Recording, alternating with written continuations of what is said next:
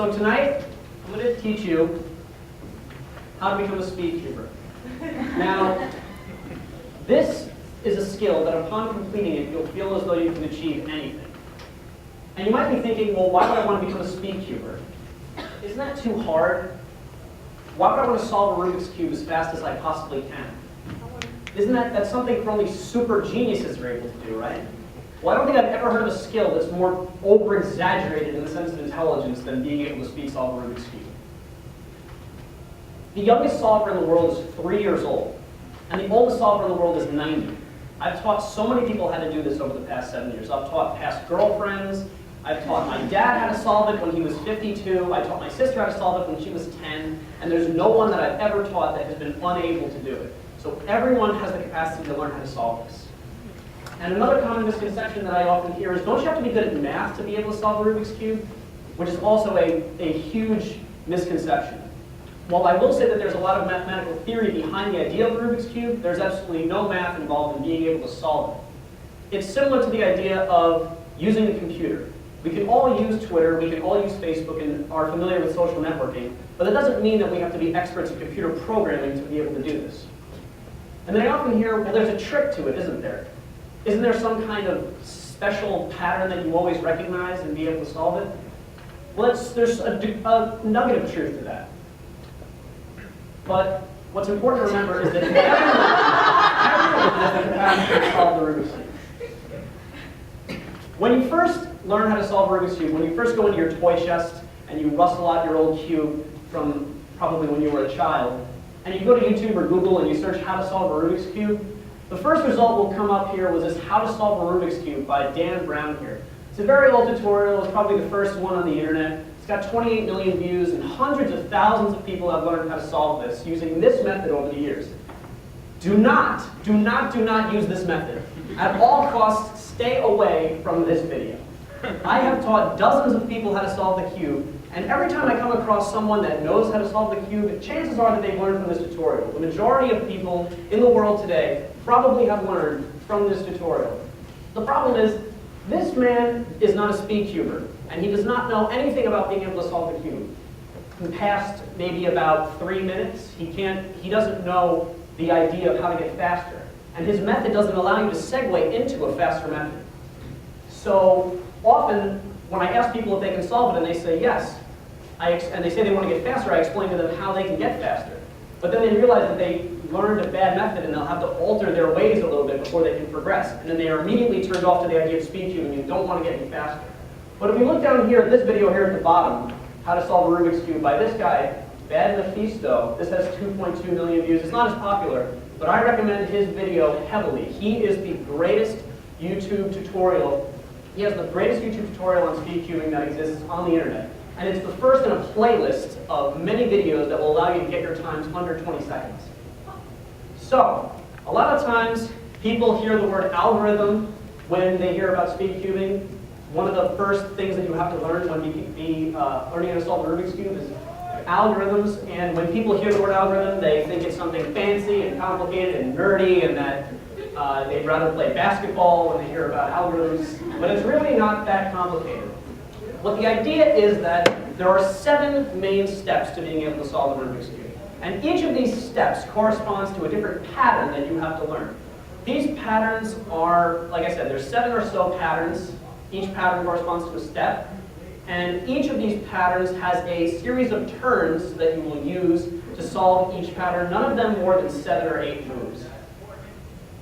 So if we look here at this first one, this is one step in the beginner's method. And this pattern right here will allow us to solve the entire yellow side. And we see that this consists of 1, 2, 3, 4, 5, 6, 7 moves. This first move right here is a capital R, which indicates to us to turn the right face clockwise by 90 degrees. This U right here tells us to turn the up face by 90 degrees. This R with an apostrophe or a prime symbol tells us to turn the right face counterclockwise 90 degrees. The notation is very easy to learn. And this is only 7 moves, and this will allow us to solve this pattern and solve the entire yellow side. And like I said, there are 7 cases that you can encounter for this step. But the good thing is that when you're first solving, this is the only pattern you need to know. All these 6 are extra. If you can do this 7-move algorithm, you can solve this entire step and solve the entire yellow face. It's much easier than you think. If you want to get faster and cut your times down a lot, that is when you can progress and learn all these different algorithms. So after you've learned the beginner tutorial and learned how to solve the Rubik's Cube, with the beginner's method, you can get your time down to about maybe a minute 30 to 2 minutes. Possibly down to a minute if you practice a lot. But you won't be able to get your time down that fast unless you use some of these tips here.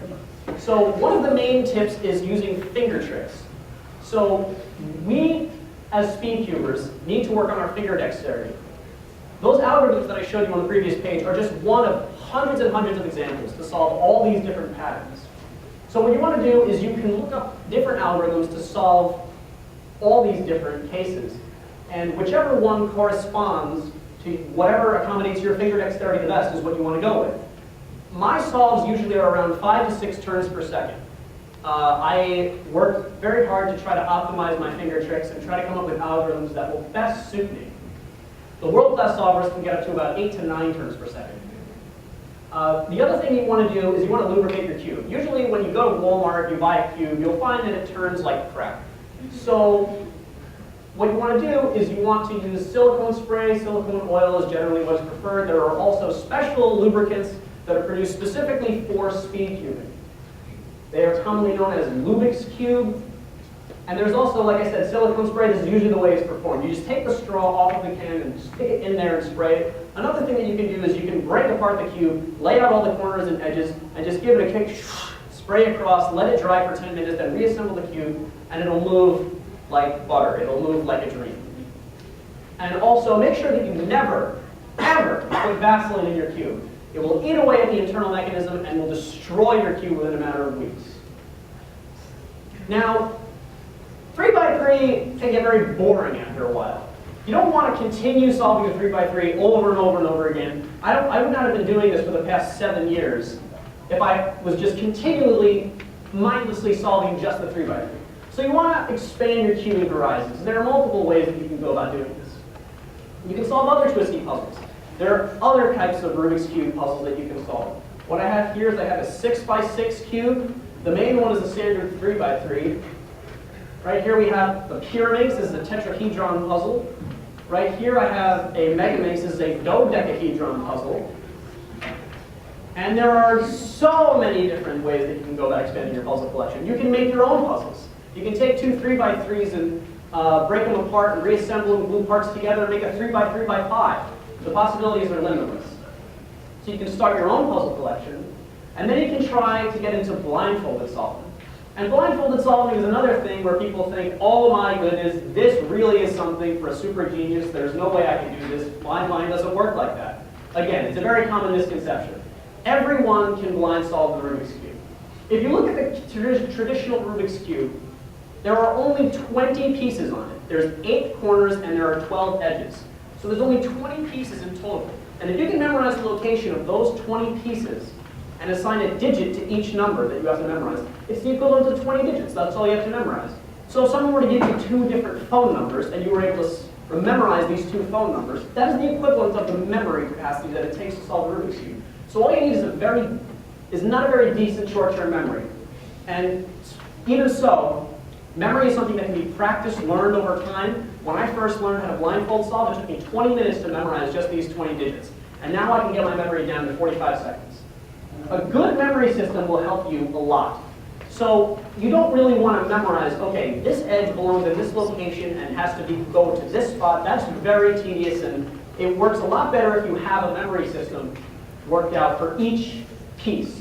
So what I do is I have, for each edge sticker, I have assigned a letter, A through X. And for each corner, I have a number assigned, 1 through 8. So as I'm going through my memory system, I'll come up with a little story for each letter. If my memory consists of L, J, E, C, for example, I would translate that in my head to Little John Eats Cake. And you can come up with many different ways to memorize. You can assign an animal to each piece. You can assign an image to each piece, an object in your house. This here is Noah Arthurs. He's the best blindfold solver in America. Right now he's memorizing 19 cubes and trying to solve 19 cubes blindfolded simultaneously. And he will tell you that the most important thing is to have a good memory system. Assign an image to each piece. And that way you can really easily store it in your mind. Some people really do memorize visually. They just look at the cube and they are able to memorize the location of each piece, and that's what works best for them. But it's all about your personal preference. And again, anyone is capable of this. And another way that you can expand your cubing horizons is you want to familiarize yourself with the World Cube Association. There are maybe 9 or 10 competitions all around the world every year. We happen to live very close to the cubing capital of the world, which is New Jersey. National championships will actually be held at Liberty Science Center this year in New Jersey. And they're very friendly and they're very fun. So even if you're not very good at solving Rubik's Cube, if you can solve it in under 10 minutes, you should go to competitions if they're nearby. Because competitions are not about winning and they're not about dominating the world. They're about having fun. Because you can't get paid for cubing anyway, so you might as well have fun with it while you still can. I mean, you can't get paid gratuitous amounts. I mean, you can get paid for winning the world championships, but that's only if you were extraordinarily good, and no one has, as far as I know, has been able to make a living off of speed cubing yet. But the competitions are very friendly, and they're also very great ways to network. I've met people that work for Google, that work for the New York City Teaching Fellows, that have it's a great way to establish connections, because a lot of these competitions are held at big name universities like Princeton and Harvard and Yale and MIT, which all of them I've been to. And it's a great way to establish connections and network. They're also very addictive. Once you go to a competition and you start solving, and you get that thirst for the competition and that thirst to want to get faster, it's going to fuel you to want to do it more and more and compete with the other people that are at these competitions. Like I said, it's very friendly, but it's very fun to go one-on-one against your friend. And they are in and of themselves fun.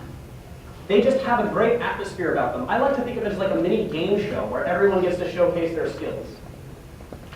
So this is me at the World Championships last year in Las Vegas. On the left, this is Felix Zembegs of Australia. He was the world champion. This is Andy Smith. He's the United States national champion. And this is Eric Ackersdijk of the Netherlands. He's arguably the best speed cuber of all time. When he started cubing, he was over 50 seconds. He solved it in about a minute, but that didn't stop him from later being able to set 20 world records. If the idea of competitions turned him off, he wouldn't keep going. But even when he was really slow, he still really enjoyed the idea of competing. So now, why would you really want to speed cube anyway? What good can this really do for you? Well, there are multiple ways that this can improve your life. So, with all this ambiguity and uncertainty in life, it's often much better to do things that have constant answers.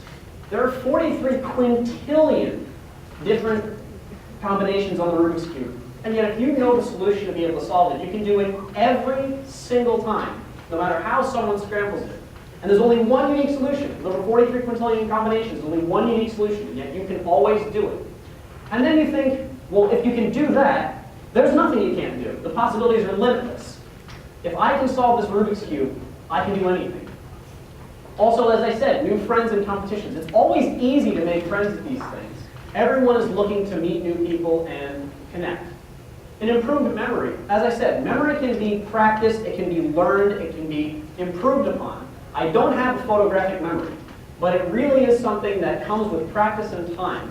It'll improve your short-term memory when you're doing blindfolded solving, but it'll also improve your long-term memory and muscle memory when you're learning algorithms and being able to solve these different cases upon recognition. It'll improve your pattern recognition and your hand-eye coordination. And bonding. For me personally, cubing has provided something, a real bonding force in my family. Like I said, I taught my sister how to solve it, I taught my father how to solve it, and we've all been traveling, we've been to Florida, we've been to Canada, we've been to Brown University, Yale, MIT, all these different great places for competitions. And it never ceased to be fun. And all of us have made friends for doing this. And so I really think that if you start solving and you go to competitions, you'll fall in love with this hobby. You'll get down to a minute 30, and then you'll want to keep going, and then you'll get down to a minute, and then you'll get down to 30 seconds. And then you'll realize that there's no goal that you set that you can't achieve. So, thank you.